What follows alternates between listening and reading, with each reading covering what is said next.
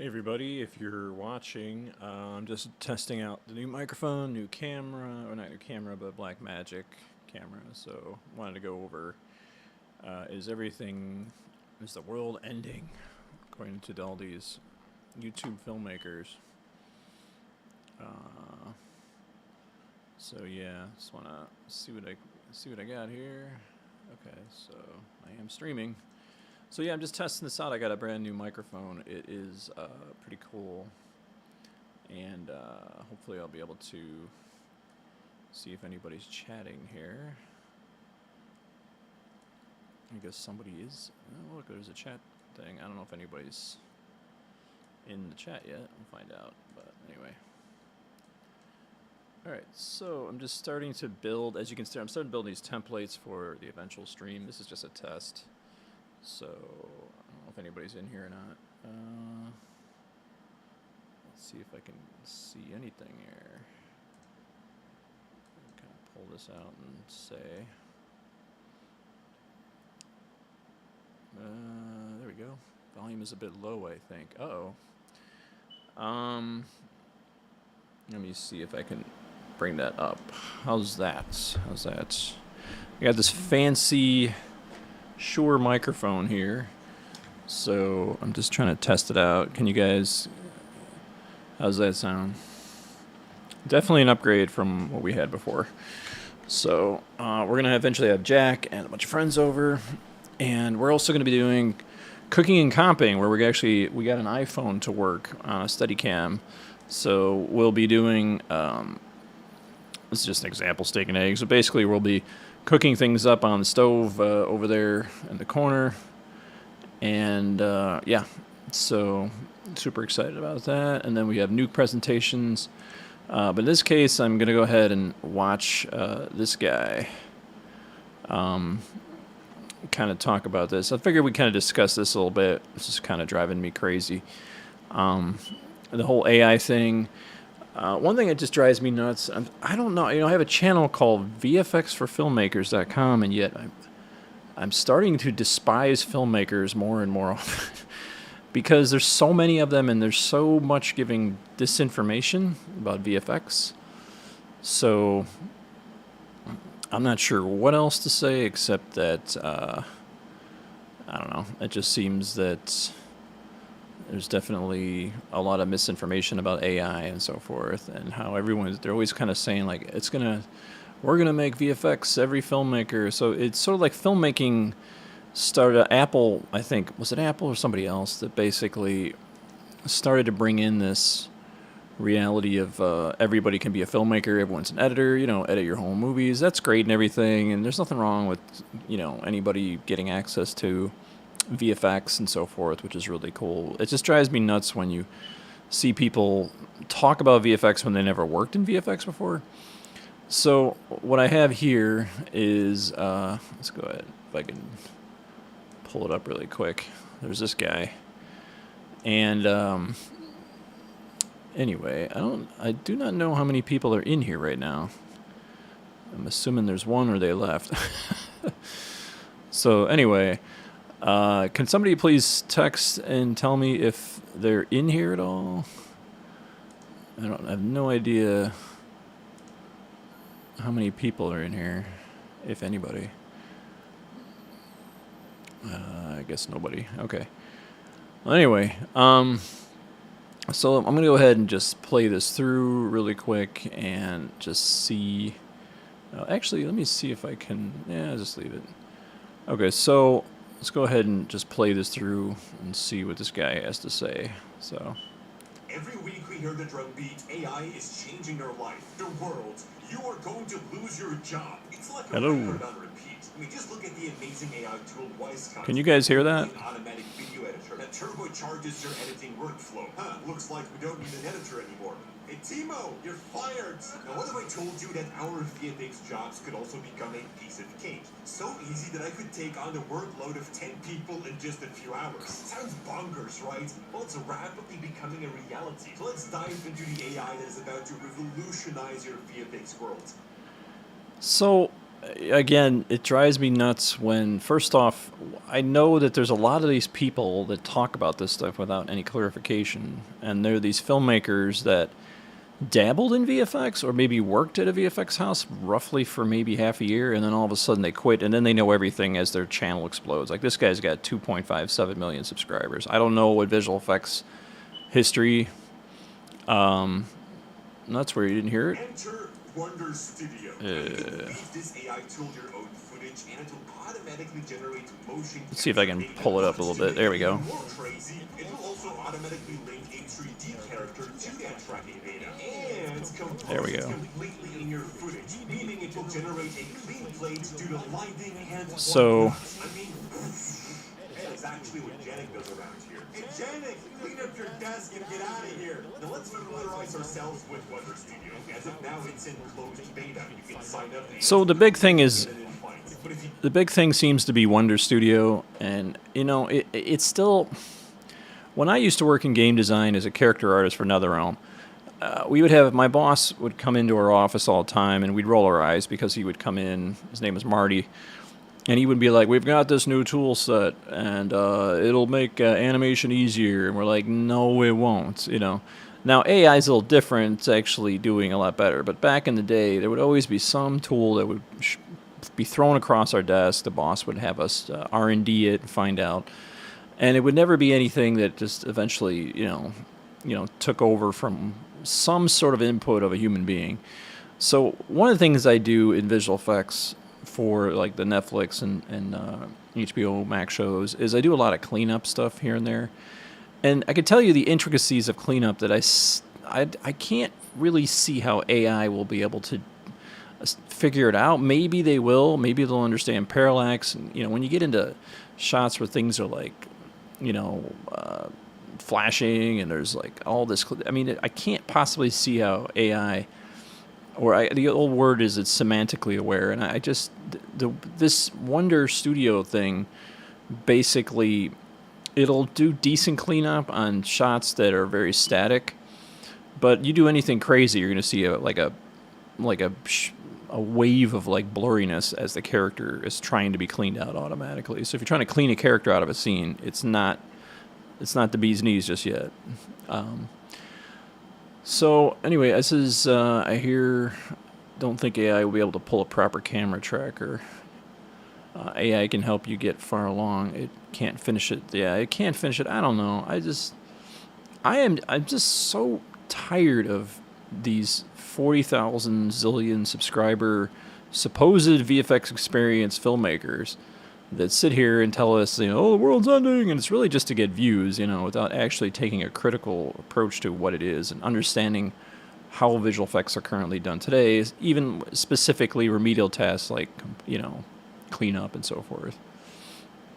So let's hear this guy. I hope to never make a channel that's like this, where this guy's just screaming at the camera and being obnoxious, If you have some patience, you can keep your eyes peeled open, because it's about to swing wide open for everyone soon. I think. I actually have no idea what it is. And there you go, folks. He has no idea. So, yet he puts this big, this is huge, everyone can do VFX now. Whether it'll be a free ride or cost a pretty penny, I can't tell. However, one thing is certain. This AI tool is one you just can't afford to overlook. So what is the magic formula to use Wonder Studio? Well, simply film something. That's it. Feed your footage into the Wonder Studio AI and watch as the magic unfolds. It can scan your image and voila, it recognizes your subjects. Now all we have to do is cherry pick our subjects and assign them a cool character. And we have a list to choose from at the moment. Yeah, and who rigged up and created those characters and, textured them and so forth. A lot of these diffusion filter things I've seen AI produces, and I've tried to, believe me, I've tried to do AI stuff to kind of enhance the Triffid stuff that we've been doing in regards to concept art, and it becomes a big mishmash of a mess. And I showed it to the concept artist, and he was very confident that he still would have a job in 10 years, so... Moment, it's quite limited, but I hope it will expand in the future. For our first hands-on Let's Play, it's cool with a simple drawings. Moving forward, Wonder Studio will greet us with a pop-up window, offering us a bunch of customization options. Naturally, we'll crank up the resolution to... Now, I'm not playing down the fact that if you guys have seen some of the AI stuff AI is helping everybody out. It's not to say it's like, not taking over or nothing, but You know, like we use AI all the time for all types of stuff. And just, you know, the animation and motion capture, it's really awesome. But at the same time, this whole idea that VFX is going to take over, this is going to, again, you've seen the hackery of filmmakers out there that are making terrible films, you know, with kind of like lackluster techniques and understanding of crossing the line, all this. And you're just going to have, now you're seeing VFX come in. So first it was film, and now it's VFX. Now VFX is becoming the sort of thing to sell as the extra, because everyone's kind of bored of filmmaking. They're now going to, you know, try to sell you with more VFX. Like, ooh, not only can you be a filmmaker, you can put VFX in your stuff. And this has been going on forever, but at the same time, it's been kind of like annoying because it's sort of like, I can't imagine, I guess it's annoying for real filmmakers who really make really good films to have all of these supposedly filmmakers, you know, I call them enthusiasts, you know, say they are filmmakers. I think even like I was discussion with somebody about, can we even call ourselves artists? You know what I mean? Like an artist is a concept artist. An artist is somebody that creates Picasso or something. But when it comes to even compositing, I would say, you know, it's very hard for me to be like, I'm an artiste, you know. I mean, I guess so, but I don't know. 4K, you keep the format at MP4, and for the export individual elements, we'll go all out and enable it. This is what I was talking about in regards to even tool sets that we use at Nuke. When everything's brought down to 5 or 6 knobs, then everything's going to look the same, regardless. There's going to be no individuality to the scene that's going to make us go, oh, that's so unique, that's so amazing, you know. Everything we can. This will give us the most control later on when everything is processed. Now, as you can notice, the ProRes function, camera tracking, and camera fast are yet to come on board, but I'm itching with anticipation to see these options become available. Definitely how your camera tracking will function. And this is why I'm so happy to only have 20,000 subscribers and not 2.57 million. Yeah, it would be great, but I would rather know that I'm actually trying to train people up who are actually working in the industry than to create 10,000 more hacks that don't even know what they're doing, and they're basically claiming to be filmmakers or claiming to be VFX artists. Because of that, the market becomes oversaturated with them. So I'd rather just make a channel that bores the daylights out of people, and I don't have to scream at a camera with my face in a wide-angle lens, you know. And if we can integrate it with other software. For now, though, let's kickstart the processing, and there you have it. We're done. All what's left to do. That's it. That's all you had to do. Now is wait and probably wait some more. Yeah, it could take a couple of hours. Now, I don't actually need to go out and shoot my own footage. Why would I when I've got Streamlock to sponsor up today's Oh, video? and there's the sponsor. Lorenzo, you're fired as well. Now with Streamlock's huge library boasting over 1 million high-quality royalty-free stock assets, I can use Plug away. anything imaginable in my video edits. Let's say I want to create a Jedi droid with a lightsaber. All I need to do is Blah, blah, blah. just another jog. Blah, blah, blah. The reflections. It's like half the video. And one of this works like a charm most of the time. I mean, look at this. I mean, come on. Really? I mean, I don't know. I mean, it's great. Listen, if you're somebody learning VFX, or you're young, you're in high school, and you're doing some school project, that's awesome. But I mean, I don't know. And while this works like a charm most of the time, there can be instances where it results in less than stellar lighting. Just like the clean plate, Wonders to You can see the blur. But to achieve that perfect, pristine end result, But you know what? You never know. There might be a market for like really crappy CG, but good story. You know? They might just make these like some cheeseball, like anime goofball style movies, and they'll actually be famous. Somebody will make something, make $1 bazillion, and no one's going to be looking at the waviness behind the character. You know. tweaks here and there. But here's where Wonders Studios' real magic comes in. It allows you to dive into all the individual settings. The clean plate, alpha masks, motion capture data, opening up a universe of compositing possibilities. And guess what? You can even download. I mean, that's even with a still background. This means that you can polish any I mean, usually I think After Effects or whatever has a plugin. I'm sorry, not Mocha. Mocha Pro has a tool that, as long as you have a conservatively quiet shot back there without much parallax, you can get away with a lot.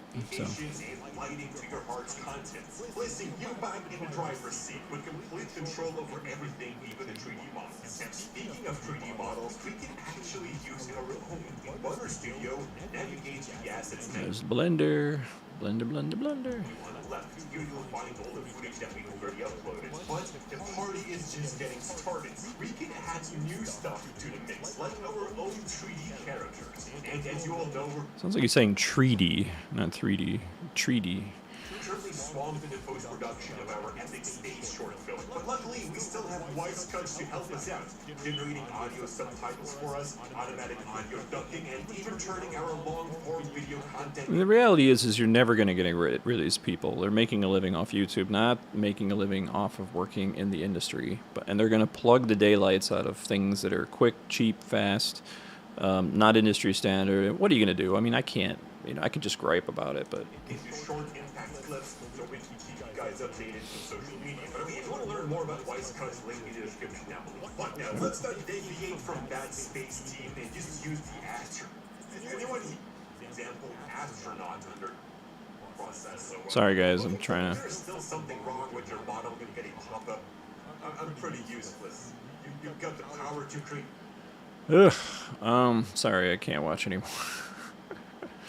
Sorry, I can't anymore. Yeah, that's it, gang. I hope you enjoyed the first trial run here. I hope the audio sounds good.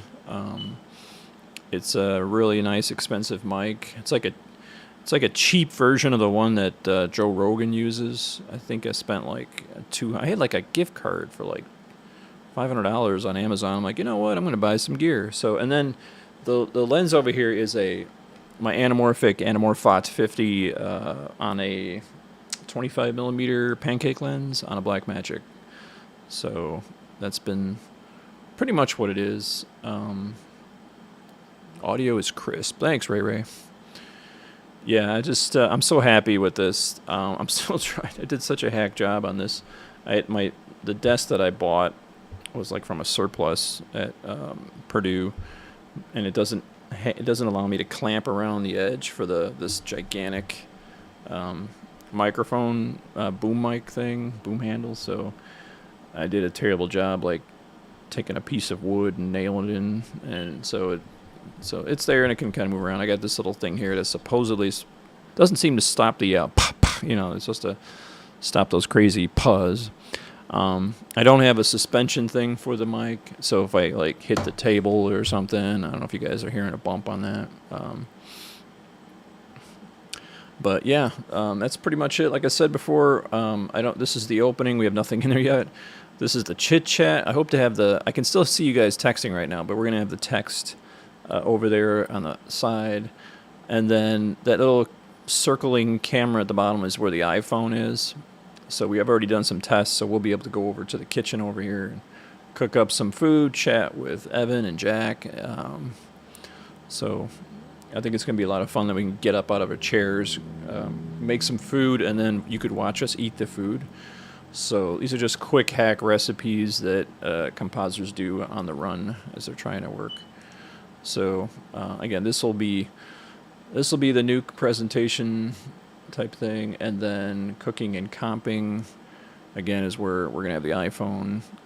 It's a real cool setup. I've never got into OBS before as far as streaming, and I really never wanted to do streaming because I found it to be I don't know, I found it to be kind of like boring.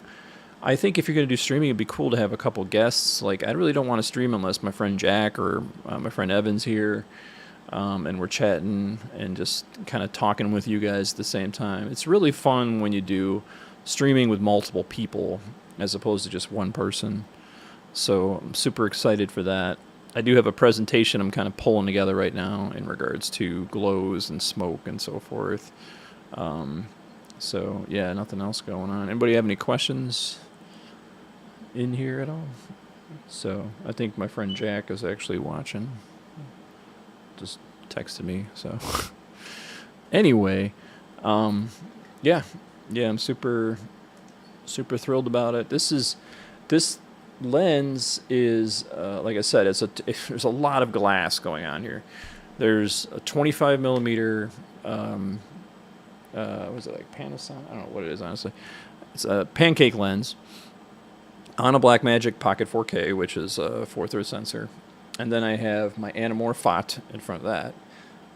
which is an anamorphic lens adapter, and then that's being squeezed 1.33, and then in front of that is these really cool close-up filters, aka diopters, the old school terminology, which allow me to focus close to camera. Without this 1x kind of close-up magnifying glass piece, I wouldn't be able to be in focus right now. So I've just discovered these, and basically unleashed the anamorphot.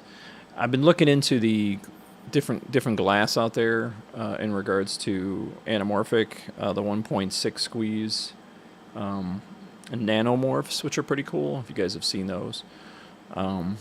I just don't think it's unnecessary. I like the 1.33 squeeze of this anamorphic. It gives you, you're between two worlds. You're between anamorphic and spherical. You're not too squashed, and at the same time, you're getting kind of a peripheral. Can you pull focus on that anamorphic adapter? Those are difficult. Yeah, as you can see, we're on a fixed. Everything is fixed. I think Jack, if he's sitting right here, will be out of focus, as you can see. I mean, literally, it's like at razor's edge. I do have it on an f-stop of like purposely on a low f-stop so I can get that cool shallow depth of field in the background there, so you don't have to see my terrible, I don't know. I have a really cool apartment. I think it's pretty cool. You guys are going to see kind of the loft as we kind of run around it and so forth. And again, I really think it's going to be fun. I think it's kind of out of the ordinary to have something with compositing and then all of a sudden, you jump to cooking and comping and so forth. But we are a big fan of meat and steaks and raw milk, and it's going to be a lot of fun to kind of do that. So yeah, it's kind of cool. And then I could do, see here, this is kind of cool. If I go to new presentation, I can turn on, I think I can turn on my window capture. I think this is cooking and comping. Okay, so if I have window capture, so there is kind of a quick jump, so I can go back and forth from looking at this guy. We can surf the web, so to speak, and talk and chat if somebody says, hey, did you check out this? And then I can jump into Nuke and quickly do a demonstration. Hey, if you don't, this is Gosser Yutka. Hey, if I don't mind me asking, where are you working at right now, and where are you living, my dude? I'm currently working for Tower 33, which is a visual effects company that is working remotely to different studios. It really doesn't have a headquarters, except in like Los Angeles. We have boots on the ground in Los Angeles and Atlanta. So if we need to be VFX supervision, we have people out there that do that. So we work on Netflix, HBO, Disney shows. I haven't been broadcasting, putting videos together lately because I've been very busy on, I won't say what, but a lot. Just a lot of stuff going on right now. Different shows. We are starting to see, in general, the whole industry, I think, is starting to see a little bit of a slowdown because of the writer strike. We don't know if that's a fluke or what. I mean, who knows? I mean, I'm speaking in reference to the entire industry, actually. Our company's doing very well. But we're starting to hear kind of like chatter out there from other VFX studios and people, even friends of mine, that are talking about how, that work is, it's not the California gold rush of the post-COVID world, But anyway, I have no idea. I'm kind of excited to continue to be working, and I'm happy where I'm working. It's been a lot of fun. I've been keeping busy. Also writing my thesis. So where am I? I am in Indiana, which is in the U.S., center of the U.S., out in the middle of nowhere. It is one of the top public universities in the States, and they, Ray says lots of layoffs and lots of hiring too. It's weird. Yeah, I mean, I just finished a commercial for another commercial VFX house in Chicago, so I kind of been jumping around a little bit, which was great because I'm super excited. This commercial's coming out in pretty soon. So I'm kind of excited to share that and share my experiences with that. Can't talk really about it or what it is, but I can just tell you that when it does broadcast, I do want to kind of like just talk about it on the show, which is kind of cool. So yeah, I mean, the thing is, the writer's strike doesn't really affect. I don't know really if it really affects like commercials and so forth. Chicago's a lot of commercials and stuff like that, and it's pretty cool that, you know, I mean, for the different VFX houses that I worked in Chicago that were more food, or in certain cases like credit cards and stuff like that, commercials, not necessarily, you know, serials or, you know, streaming shows, you know, where it requires a writer, which of course the Writers Guild has struck. So yeah, it's strange times in Hollywood. I honestly, I don't know. I understand that writers can get a bad, you know, may not get paid much, but honestly, with the exception of some very good writing I've seen, I haven't seen a lot of really good writing, to be quite honest. So a lot of people are sort of bashing the writers right now, like, yeah, down with Hollywood, rise of AI, you know. Some people are upset with Hollywood for constantly producing very preachy material, that constantly shoving in your face, and you're just kind of like, you know, hey, I just want to watch an entertaining movie. And there's a lot of people bringing up movies specifically that don't reach any political goal. They're just sitting there for pure entertainment. How people will go out in droves to see those movies and pay big bucks. And all these other shows are costing these networks tons of money. And their agenda is... It's interesting is AI. Somebody did they found out that an AI wrote a better, more true to the comic book Marvel. You know, because AI doesn't have an agenda. You know, it just looks at the past of what was previous, or looks at history and then tries to emulate something that follows along with the storylines of like the Marvel type stuff. So, but anyway, I'm super excited about just getting good audio. And I think I still have that. I was going to raffle off that little headset thing. Oh, here it is. Let me pull this baby out of here. I think for our first live stream, we're going to sell this baby. It's got XLR cable. So if you want to... I have a mixer with an XLR cable, but this is what everybody was whining at me about. They were like, oh, you look like an idiot with that on your head. So here it is. Here it is, folks. And it's got XLR. So I think we'll just raffle that off. AI doesn't care about political correctness or tell us there's 1,000 genders. Yep. That's what I'm talking about. I really think, to me, a lot of... I've talked about this before, and this is a touchy subject, is a good story has a very black and white moral. And with that, you have the moral of the story. And in a world where you have subjective morality, then you got a problem. Because you say one thing, somebody says, how dare you? So really, you're sort of like boxed in to really only talk about the struggles of things that are okay to talk about struggling across the entire spectrum, you know, as far as, you know, so you'll see a lot of stuff like that, you know, and stories about that. And, you know, I have to say, like, I'm kind of getting tired of seeing the same exact preachy message over and over and over and over and over. It's no longer controversial. It's no longer, you know, fresh. It's no longer interesting. It's just getting so, like, recycled over and over, you know. It's like, and honestly, these specific political viewpoints, those that they're supposedly representing, the people that, you know, that are supposedly being represented, I actually don't want these type of shows to be made. Honestly, they're kind of getting... they themselves are saying, I'm getting tired of all this. Stop making this over and over and over again. So I don't care what it is. If you repeat it 1,000 times, you're going to get sick and tired of it. So I don't know. I'm getting tired of it.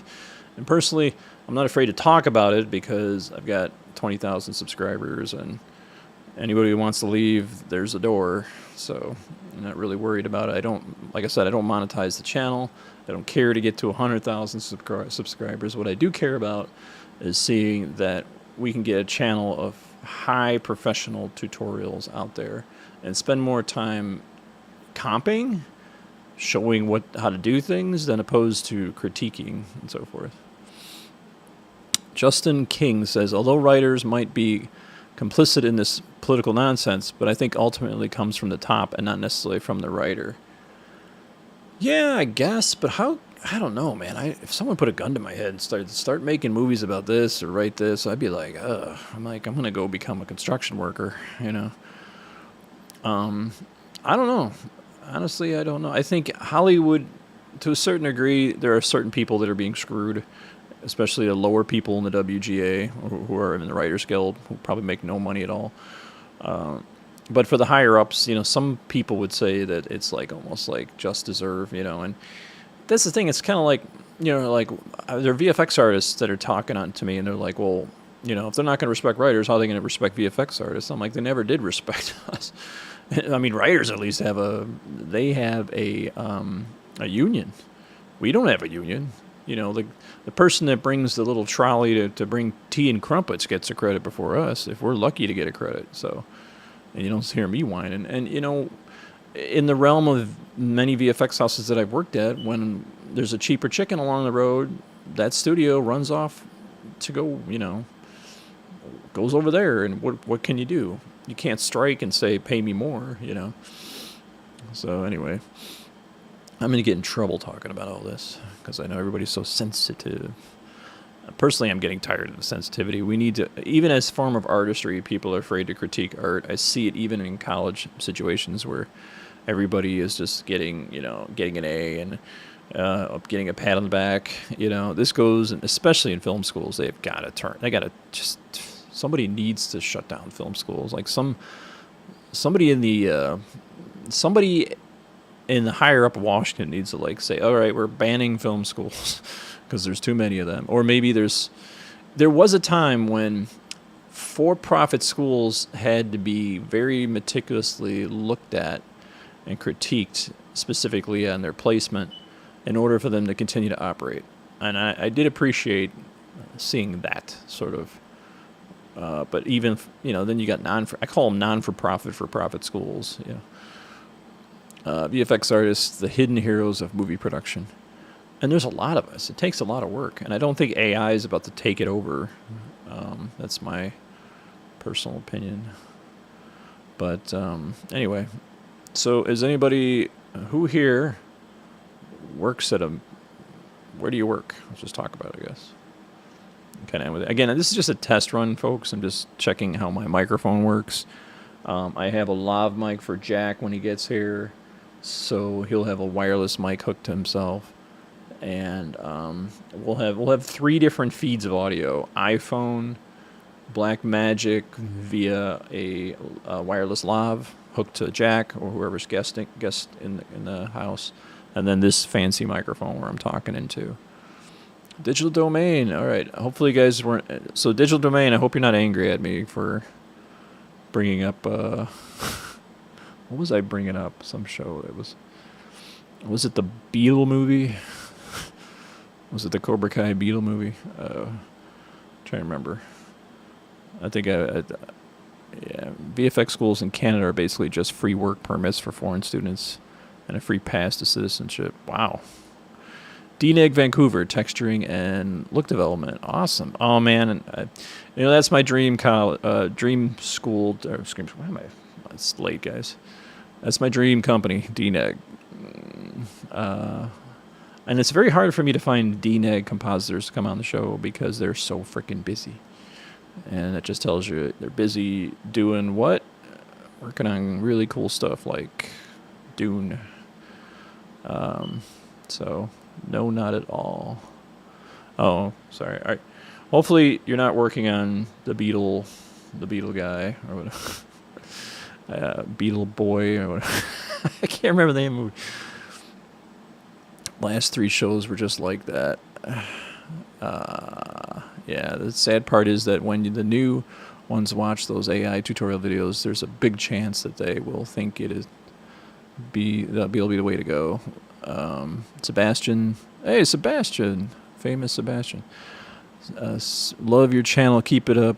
I'm freelancing. Last studio work was Foundation Season 2. Macavision. I forgot, it was a German kid I interviewed that was at Macavision, I think. I can't remember his name. I even worked at DNET a couple of years, also at Dune. Oh, man. Man, you got to work on a classic.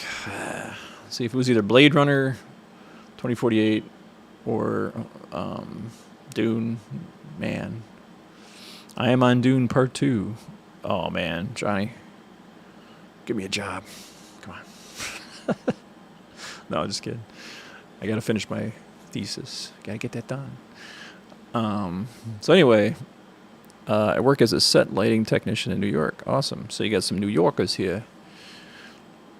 You watched the trailer for the Dune sequel. Yes, I did. It's super awesome. I did a whole short video on it. Super excited about it.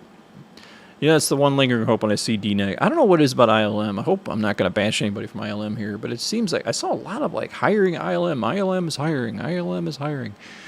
And yet I just see certain projects done by ILM that do have sort of they're not cheaply done. It just seems like the tool sets are used repetitively a lot, and nobody would pick up on that. Usually nobody gives a rat's rear end on that one, you know. John Fear, Rockstar in the house. All right, so Johnny Fear is a rock star. I'm stupid. I don't know anybody in the industry, so. But comp guys are often needed. See so many open positions for comp guys. Really? Like specifically, Johnny, where would that be? I'd love that I could just dial you guys in, put you on video feed. I gotta learn how to do that. I've been examining Hugo's desk, just seeing how he positions everything. I'm not trying to rip him off. He's got his own show, so. So yeah, he's been pretty. He's got a really cool way that he does the whole setup. Let's see here. I'm a VFX editor in the New York area. Cool. Yeah, I was thinking about reaching out to some freelance in New York now that, you know, I don't know, I'm just trying to spread my wings. I think I'm so late in the game, folks. Like, many years I tried to get a gig in Chicago and it just never worked out.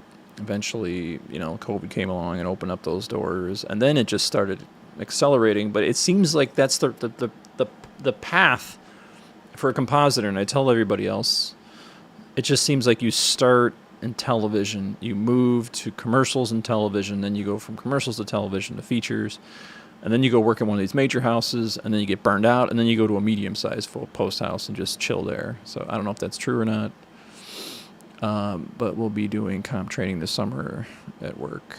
Lots of comp hires in Canada, Vancouver, Montreal, and I'm obviously, for them to take advantage of the tax cuts, you got to physically move there. I wouldn't mind, you know, taking a break and, you know, cutting some teeth out there in Canada land. Let's see. Comp is most needed job. Everyone in Germany is always searching. Really? Wow. Specifically Germany? Sebastian, I think you're a trickster, right? Am I wrong? You're with Tony, you know? I'm so bad with names. I thought Tony called you like the Yoda of compositing. I could be wrong on that one. I think I was going to have you on my show. I should have you on my show, Sebastian, if you're up for that. I'm still waiting on Timberlake to give me a ring. He's cooking up something really good that he told me. So I like a good showman who's gonna give the audience what they want, which I don't know what it is, but he's working on that. So yeah, I cleaned up my apartment today. Got to make it look nice instead of being a dump. And I've been so busy with freelancing that I haven't been able to finish my master's. I came out here to get my master's, and I've been sort of dipping around and trying to get my thesis finished, which is a lot of research on artificial intelligence. So I had some of the most hardest artificial intelligence classes by some of the most advanced computer science teachers here at the school. I learned a lot, but I literally had my head hammered in the ground. and I was surrounded by all these other people that were way, way, way more smart than me, and I barely made it out of that class alive. So Purdue is just a fun place to be. It's just a big technological fantasy land. I mean, you got just crazy stuff, especially the nanotechnology that they're building out here is insanely awesome. Where have you been freelancing these days? I've been freelancing at Calabash in Chicago, which does a lot of commercials, usually incorporating 2D stuff. And they're a great company. I love them. They've been really great to work with. And we just finished a gig that we got slammed with, and it was very fast, a very short period of time, but learned a lot. And I can't wait to show you guys this. It's really pretty technologically advanced way of working. I can't talk about it. Well, I know the German scene. I know Tony, but I'm not the one you're talking about. Oh, sorry. Just met him at FMX. Yeah, he's out at FMX. And he gave me some helpful advice just before he left for FMX. So always good to reach out and just get some just kind of good feedback and say, hey, can you help me with this, and blah, blah, blah. I really want to have people on the show that are more advanced. It seems like just people that are on the edge of the now, as far as like compositing and not old school, not a dinosaur. I'm still trying to catch up. So it's be good to get people on here that are like, and show advanced stuff. So even like as we had, Timberlake coming up. Sebastian says, well, I only know the German scene. Oh, sorry. Ray. Oh, Chicago. One of my CG soups moved to Chicago from Toronto in November. His wife and kids, and they laid him off last month. Let me guess. Was that the mill? I recently just worked with some mill people who were laid off. I never was a fan of the mill. You can never bash a place because it's a place and the people change. But I tried for many years to get in the mill, and I never was a big fan of the compositors there. I always felt they were very snobbish. Now, that could just be that period of time. I don't know. But we used to have user group meetups there with the Foundry, and it just felt like, yep, yeah, the mill. Was it the whole mill? Or was it the mill television department? Because the mill's huge in Chicago, and it's like a friggin', there's a ton of people. I've had a lot of students go through the mill, but when I was working for this company, they were like, oh, did you hear everybody got laid off at the mill in Chicago? I'm like, what? And I don't know if it's the whole mill. I used to be Mr. X, now it's NBC. Another gobble up. Gobble, gobble. So, that's cool. These guys are all chilling out on a Saturday night. I wonder what time it is in Germany. Yeah, I know some people that had stories about the mill. Yeah, I don't know. It's just nothing against people from Chicago, but there's a certain political mindset that I want to get away from, and I've been enjoying being out in the middle of sticks out here, and I don't have anybody trying to ride my rear end as I'm going into the city of Chicago and honking and get out of the way. And when you're out in the middle of rural U.S., it's great. My dad just moved to a very, very rural western end of Colorado, and he's loving it. He just loves going to the grocery store and everybody saying hi. And it's really not about the location. It's about the people and how kind they are. And we got some incredibly awesome. I love this town. In fact, I don't think I ever want to leave Lafayette, Indiana. I just love it. I love rural America. I don't have a TV. I don't care what's going on politically. I don't care what's going on. I'm like, you know what? I don't want to hear it. I don't want to hear the distraction. So no television in here. It's about 5 a.m. I'm back from a concert. Oh my gosh, man. That's late night, man. I'm too old for that stuff. I feel like I'm on a radio show here. It's like talking into this pancake in front of me here. It's kind of fun. So good, clear audio from now on, and no longer looking like we're looking through a pinhole camera, which is going to be nice. But like I said, I really am looking forward to having Jack here, and a bunch of friends. I have a friend of mine, blind friend, who is flying in from North Carolina. Maybe I'll have him on just for jokes. He's a funny kid. party hard. Try. Do you plan to do a showcase for your viewers show reels? It can be fun other people to see what people over here worked on so people can ask questions about it just on idea thrown. I would say that's more of what does that really well is Hugo's desk. As far as critiquing people's reels, I would be too vicious with those things. Like, Hugo's very polite and kind. No, he's not a compositor. No, he's not. He's Ray says, a blind compositor? Yeah. I think it'd be funny just to have a blind person on to talk about compositing. I don't know, just... He's a really amazing dude. He's done radio. He's got a radio voice, so when I have him on, you guys will be like, oh my gosh, that guy's voice is amazing. So he does radio, and he does... he's from North Carolina, a really great friend of mine. Do you work in movies? Yes, I'm working on a big science fiction feature film right now that I can't tell you what it is. Big, I mean, just awesome, fun times, man. Really started to build up a pretty robust reel. That I can't wait to show you guys. There's a lot of stuff that I want to show, but I can't. Because it's finally getting into the nitty-gritty and really getting into some really advanced stuff. So I'm kind of like it's just constantly learning at an exponential rate. It's crazy. And I feel right now I'm ready to...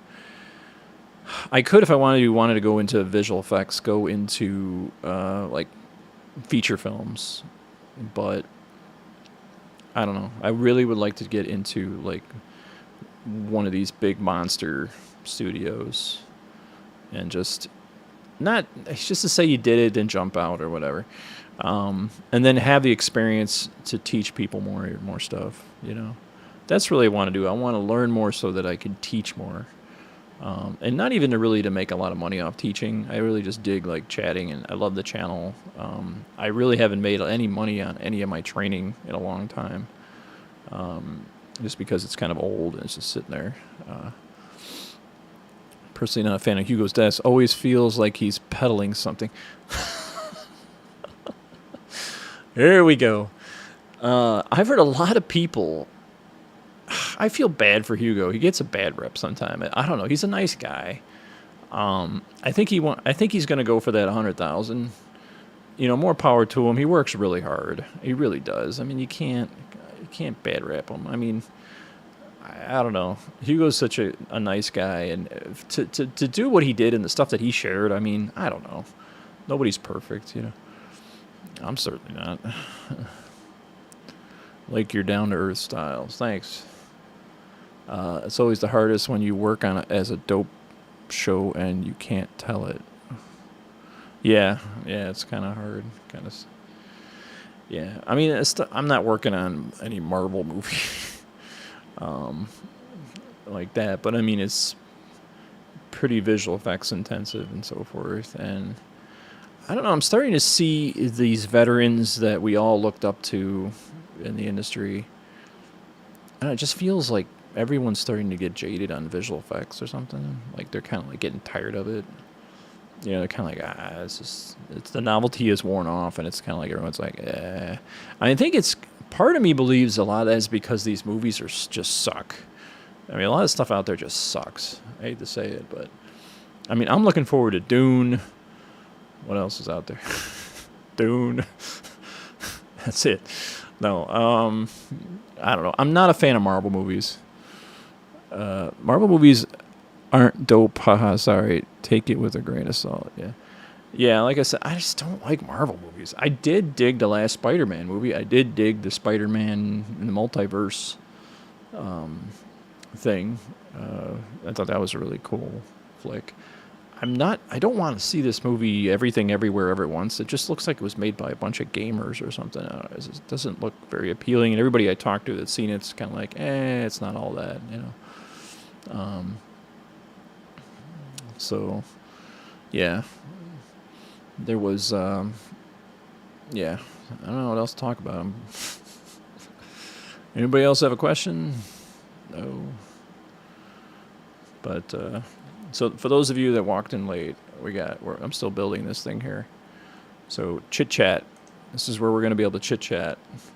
And again, we'll have another second camera from an iPhone that'll be on an iPhone little baby Steadicam. And then nuke presentations. And then cooking and comping, we're actually going to cook food. And we're going to eat it in front of you. We're going to pig out in front of you. Which is going to be great. Oppenheimer could be cool. Yes, Oppenheimer could be awesome. My dad actually knows a lot of people that were there during that site. My dad is just retired from Stanford University, but formerly he had worked for Argonne National Lab, Fermilab, Los Alamos, and helped build the ITER fusion reactor in France. So my whole life has been surrounded by science. Same thing with my mom. She's worked at Argonne. So my dad would tell me stories as a kid all about Oppenheimer like crazy. I highly recommend you guys see the movie Fat Man and Little Boy. It was basically the movie that Christopher Nolan is creating right now. I think it's pretty good. But there was an interesting story. My dad told me this interesting story that nobody knows about. I still can't find it in history books, but it was in an old book that he had. There was a boxcar cafe outside of Los Alamos, and there were people there, and the people around the town were told that Oppenheimer and his crew were like, what they were doing was not making a bomb, obviously. They were prospectors. So, but they would always meet at the corner of this small decommissioned boxcar cafe. It was like a little boxcar next to a railway. And it was interesting because the fate of the world was being decided in this small corner in this boxcar cafe, and everybody around them, the cook and everything, was oblivious to it. So it's really cool. There's old pictures of it. My dad has an old picture book of different areas around Los Alamos. I've been to Los Alamos lab, been in there. My dad gave me a little tour. Anyway, Oppenheimer could be cool to see. Yeah, Oppenheimer will be a good film. Problem is content instead of movie. COVID race to the bottom of the barrel. Instead of movies, COVID raced tools. Did you go through comp layer training program? If so, is it worth it? No, I haven't. I don't have any money. No, I think you gotta. Isn't it expensive? Somebody was saying it was real expensive. I think it's worth it, from what I hear. The people that I talk to personally that have actually gone through comp layer have said it's so worth it. So I highly recommend it. So yep. I don't know how many people are in the room. Maybe somebody can shout out. I don't know why this stupid chat thing doesn't tell you. Maybe it's 2. Maybe it's 2 people. But anyway, our school just ended. Purdue graduation is occurring right now. I should have been in it, but I've been slacking. It's like 3 kids. Yeah, right. 3,000 people? I don't think so. Looking forward to the new Godzilla and Kong film. Is there a new? I didn't know there was one. Holy cow. 20 of us here. Oh, cool. You're welcome. Yeah, we're gonna have a great time. It's been a long time coming for this streaming stuff. It's just been really, really long. Man, I'm tired. This black magic shows every wrinkle and everything in your face. I think I need to put like a diffusion filter or something, or maybe a mist filter on there to make me now look like I'm dying or something. Why that scary title? In terms of teaching and help people, we have a really cool CG community, which is very active, and we are always happy to welcome pros on in case you want to join.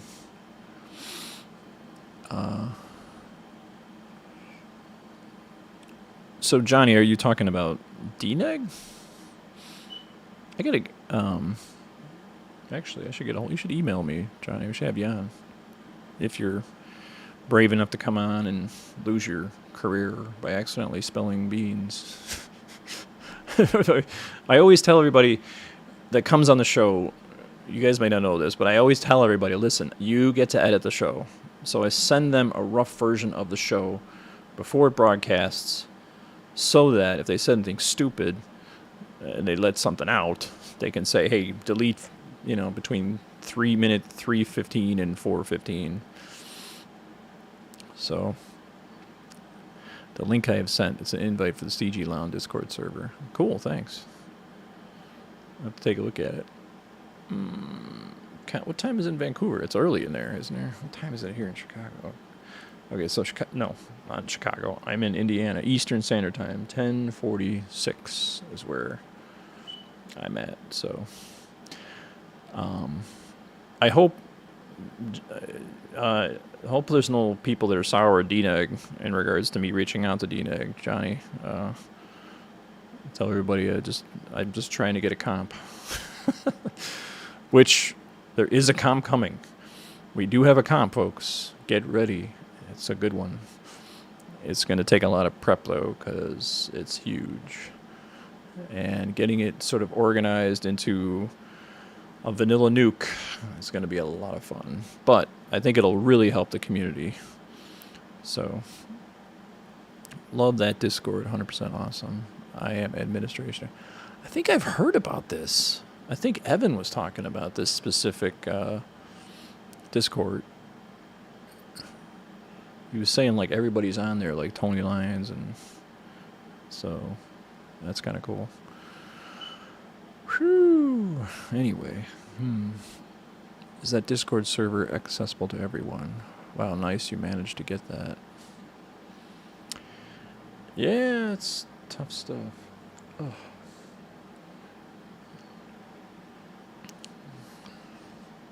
So, the word is on the streets that despite the economic collapse coming forth, compositors are still in demand.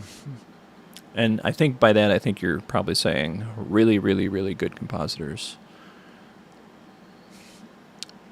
And I think I always go back to Josh Parks, who said, you need to be the safest bet. So that's what even all of us are trying to do. We're trying to become safe bets. And how do you become safe bets? You get yourself, you cut your teeth on features and some big monster films or whatever, commercials and so forth, and get yourself in that comfortable position where everybody. And I think I'm almost there. I'm just about there. A lot of stuff I can't show you what I've done yet because it's not out yet. But I'm always asking, like, when's this coming out so I can stick it on my reel? Can you post a send or DM personally, please? I guess I'll just let Johnny take over the show. It's all yours, Johnny. I'm thinking, like, how can I get... I'm guessing I can just have guests on. I know that the way that Hugo does it is, I think he dials them in via Zoom, and then they're sitting there chatting with them, and the audio of the desktop audio records, so that's kind of cool. I think I'll kind of set that up. There are some really awful compositors, are big feature studios too. Don't ever worry. Now, why is that? Is it just because there's such a need, and hence a lot of hacks get in the door? Is that how it works? Or? So everyone's agreeing 100%. So we have an agreement. There's a lot of awful compositors on big feature studios. Stage is yours again. Okay, Johnny. Thanks for coming on. Johnny, send me a text. We'll have you on if you're brave enough. I'm always looking for more guests. Now that school's over, I'm going to try to get more interviews. But, if you have something to contribute to, I like having people on to talk about their careers, but I think we've talked about people's careers so often on the show that I just was looking for people to kind of contribute something. And I think they'll be more well-known if they contribute, not just talk about their fame and fortune, as if that exists in VFX. The amount of time I've asked myself, how are you a senior lead? You're kind of noob. Ray. You're going to get yourself in trouble. No, I'm kidding. Right place, right time. Yeah. I'm sure they're in there. I mean, before I was in visual effects, I was a Cinemax character artist at NetherRealm, which did like the Mortal Kombat series, and we had a lot of hacks. But I think we were all hacks though, because we had come in when old gen was switching to next gen, and Unreal 3 had just come out, and we were this huge hiring spurt, and we were dealing with old school, formerly Midway Games employees that were geniuses. It was like as if a fresh compositors out of college were bumping into old, like John Dykstra and old professional compositors and working together, and we were all hacks and these guys were geniuses. That's how it felt. So it says, I just joined this session. I am perplexed with caption the end of VFX World. How so? You have to go back to the beginning. I was just joking around. I guess that means I'm a good compositor because I applied to ILM and they rejected me. Where can I find your mail? My mail? Oh, it's on VFXforFilmmakers at gmail.com. You can go to VFXforFilm.com. I own both VFX for Film and VFXforFilmmakers.com, but VFXforFilm.com. And if you go to the contact or about page, I have my email there. But yeah, thanks. Really appreciate the connection. I always dream every night of working at DNEG. Not that you're going to get me a job there, I'm just saying. But it's DNEG is, I don't know, it's just so awesome. One thing I'm well aware of is how many years you have to work in order to get yourself to a place like DNEG. And I'd be happy to slowly make my way. I'm enjoying the journey, actually. I'm not in a rush. I am getting old, but I am enjoying the journey. I don't honestly care, and I'm not like going gangbusters to try to work at any specific VFX house. I've just been busy learning more and more, and it just doesn't stop. So, but I would love to have guests like yourself and others on the show, especially people from Vancouver. I don't see enough representation of Vancouver on the channel, and I just assume you guys are just too busy. So ILM rejected you, huh, Eric? Those jerks. I'm just kidding. Gotta hit the hay. Thank you for the Pixel Fudger deep back fog box trick. I have him on your and having him on your show. Yeah, he's a gas, man. I was just talking to him and I said, hey, do you want me to edit any of this? Because you said some pretty crazy stuff. And he was like, I stand by what I say. And I love that. I was like, right on, man. He's like, what I said is what I said. I don't care. I'm not going to worry about being this, censored. So that's Xavier for you. We love him to death. I worked 8 months at Scanline before that. It's cool. Scanline. Did you work with... can't remember his name, sorry. I think he's a senior at Scanline. He used to work with me at what is now Carbon VFX.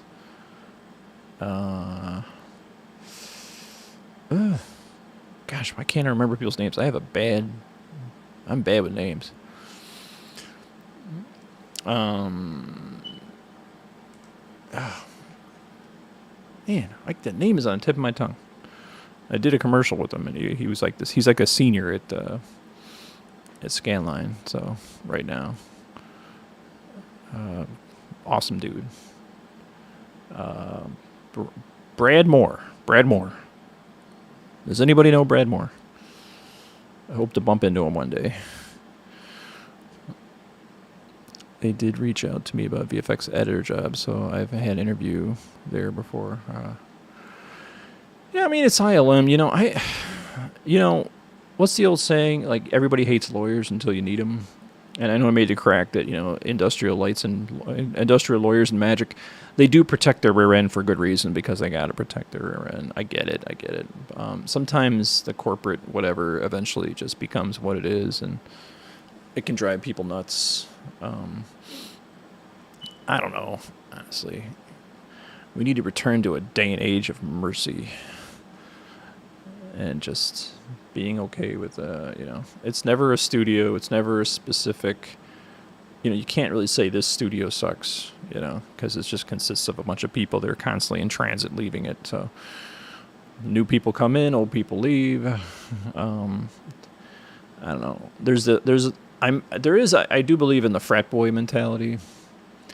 like, you can get a bunch of people. I dealt with this when I worked at a game studio. Like, a bunch of people that they're lazy bums that don't do any work, and then they just sit and like goof around. And they actually have some leadership in there, so they kind of like boss people around and throw the work on others. I watched a little bit of that, just a little bit of that. But I most part, I had a great time at NetherRealm. It was cool to do video games, but eventually got boring. It's possible to get in this industry with no degree. Is it possible to get in this industry with no degree? Oh yeah, everyone has a different reaction to the same place. Yeah. Yeah, I mean, I've heard I've heard everything. Like, I heard everything. Like, I heard DNEG's great, and then I hear people say DNEG sucks, and then they did this, or they laid off this, or they didn't do that, and then you got ILM, ILM is a bunch of lawyers, and that might be true. Sorry. I'd love to hear from. I should have went to that German VFX meetup or whatever it was, that conference. What was it called again? Everybody went to it. I'd love to get out of this country just to visit, especially after that pandemic. I'd like to travel, man. We've been stuck on our little islands for so long, and it's time to get up. Yeah, everyone has different. Yeah, I mean, you can't like bad rap like, hey, that's a stupid studio. Yeah, where I work is the same deal. It's entirely possible to get without a degree. Yeah. In fact, I would not recommend a degree. And you're like, why are you getting a master's degree, Matt? Because the wonderful Department of Education decided that you need a master's to teach all of a sudden. I was grandfathered in a long time ago to teach different universities, and then finally Department of Education cracked down and said, no, you need this slip of paper. So that's why I'm here. And I'm just about to finish. But I had a great time in Purdue. Purdue was a different experience. I got to enjoy the college life. And a lot older in my life, so. It's subjective depending on the project. To project studios, reflection artists will change. I think it's possible to. I mean, editor. I've been working in comp since 2018 and have no degree. Yeah, you don't need a degree. Yeah, I don't know why people press that. And there's only a couple of decent schools out there for VFX, honestly. There's Lost Boys. There's, that's that one in London. Keep forgetting it. Oh, gosh, I got Alzheimer's or something. Yeah, there's the one in London. There's something Engine or something. Gosh. Escape Studios, is that it? Yeah, Escape Studios. Lost Boys. Everyone's like, I ain't going to Lost Boys. It costs too much money. I'm like, yeah, I think it's worth it, though. I mean, yeah, you're going to spend a lot of money, but I think it'll be worth it. Seneca VFX is also good. Where's that at? Seneca VFX. I'll have to look that up. I just think we should ban film schools. I think they need to close. The government needs to stop film schools. There's too many films. I had a kid call. My uncle called me. He's like, I got this kid. I got to talk to him. And I'm like, who is it? He's like, he's a screenplay writer student. He's going to DePaul, which is a college in Chicago. And I'm just sitting there like, what am I going to tell a screenplay writer? So I got on the phone. And what's funny is this kid was like pretty. I don't even think he wanted to talk to me, honestly. I was trying to get a hold of him because I was given the phone number by my uncle, and he's just like, I got a haircut. I'll call you tomorrow. I'm like, all right. So finally talked to me. He's like, yeah, I'm looking for a job. And I'm like, well, I mean, I can't really help you. I do visual effects, and, you have to kind of know visual effects. He's like, well, where's the jobs? And I'm just like, and immediately found out I didn't have any opportunity for him. He just totally tuned out. I could tell he was probably surfing his phone while he was talking to me. And I was just like, I'm like, good. I just told him, like, you're going to have to write 10 scripts and bury them because they'll never see the light of day if you're going to be a screenplay writer. And he didn't want to hear that. So, but there's just too many. I mean, somebody needs to. I was thinking about. I was thinking about like dressing up as Admiral Akbar and standing in front of a film school and just shouting, "It's a trap," on the day of the tours. That's a little extreme. But yeah, film schools are big. They need to close. Someone needs to shut them down or hold them accountable to job placement. It's just, I don't know. It's just kind of scary. I work as a prep artist, and I'm very much interested in comp. Will it be easy to change my department like skill-wise? I think you can check their show reels. Head of VFX Studios Toronto run that program, and Joe Rush is a super nice professor. I studied over there, and it was totally worth it. Cool. Okay, so we got a new Seneca VFX. I'll have to take a look at them, and maybe I can get them on. I like to have really good institutions that teach VFX to come on the show and talk about their technique, because I think the folks that got it down really well is definitely Lost Boys.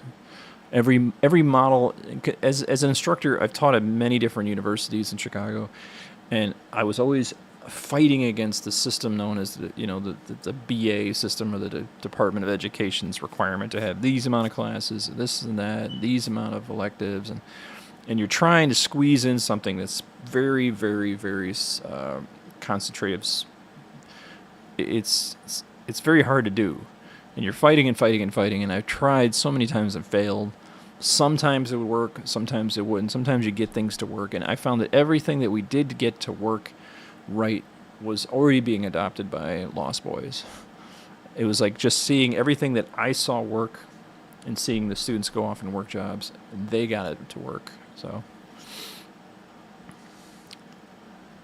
I do some compositing and VFX work commercials, and I use After Effects and Boris Effects, but I start to nuke with Rebel Way courses. I want to give me some advice to where I learn more. I would go to, the best resource is it Compositing Pro? It's Josh Parks created an entire resource for where to go and to learn stuff through his website. So look up Josh Parks. I'd argue Think Tank is greater than Lost Boys. Oh. Do tell, Ray Ray. I'm curious. Now we're gonna start attacking Lost Boys. Lost Boys sucks. No, I'm just kidding. The creator of Lost Boys, I think his name's Mark. He reminded me of a teacher that I used to teach with who was the same way. Really great teacher. That's why I kind of say, I think he knows kind of what he's doing. I don't know. But I'm waiting for Ray Ray to explain why Think Tank is better than Lost Boys. The compers coming out of Think Tank are much better than Lost Boys compers. Really? Okay, so I am old school here. I don't think I've ever heard of Think Tank. So I'm going to look this up. Seneca VFX and Think Tank. IMO, they have a better training program at Think Tank. But they are all great. Oh, cool. You know what makes you great? The comper himself. He works hard and busts his hump. I'm kind of mentoring some Purdue students, and you can tell they're mavericks from day one. And I always bring up my old boss, who's still at NetherRealm right now, Tony Llewellyn. He was the one who got me my first teaching gig, and he took me aside, and I mentioned this before on the show, and he just said, "You're going to teach a class of 15 people. 1, maybe 2 are going to work in the industry. Forget the rest and concentrate on those 2.